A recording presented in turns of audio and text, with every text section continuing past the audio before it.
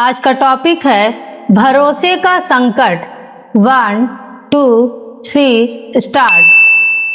अयोध्या में राम मंदिर के चढ़ावे में चोरी के मामले ने निश्चित तौर पर लोगों की आख्या को ठेस पहुंचाने के साथ उनके भरोसे को कमजोर किया है।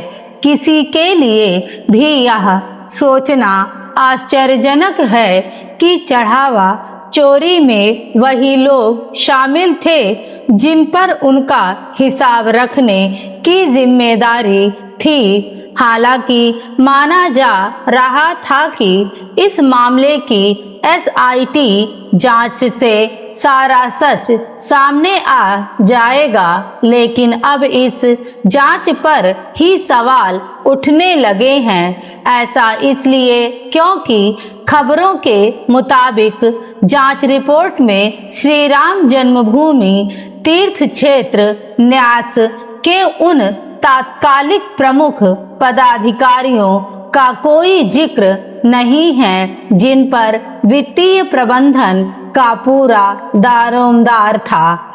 यही नहीं, अब आरोपों का दायरा चढ़ावा चोरी से आगे बढ़कर राम मंदिर निर्माण तक पहुंचा है।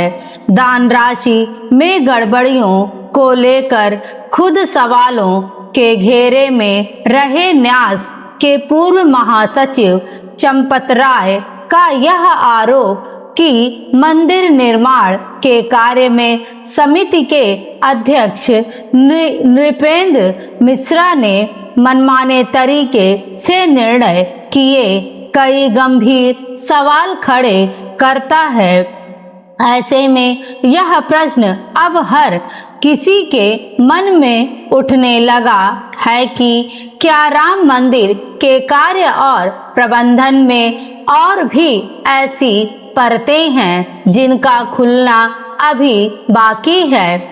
इसमें दो राय नहीं कि मंदिर में चढ़ावे के रूप में आने वाला हर एक रुपया लोगों की अटूट श्रद्धा का प्रतीक होता है। हैरत की बात है कि न्यास के पदाधिकारी शुरू में चढ़ावा चोरी के आरोपों को सिरे से नकारते रहे, मगर जब आंतरिक जांच में भी गंभीर गड़बड़ियां सामने आईं तो उन्होंने इसकी जिम्मेदारी लेने से ही इनकार कर दिया और सरकार से जांच कराने को कहा। इसके बाद ही एसआईटी का गठन हुआ।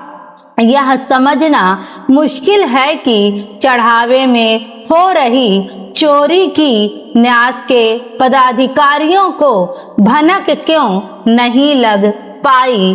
क्या व्यवस्था की निगरानी के नाम पर सिर्फ खाना पूर्ति ही की जा रही थी? यह भी विचित्र है कि करोड़ों लोगों की आस्था पर आघात करने वाले इस मामले के सामने आने के बाद न्यास के किसी भी पदाधिकारी ने अपनी नैतिक जिम्मेदारी लेने का सहारा नहीं दिखाया।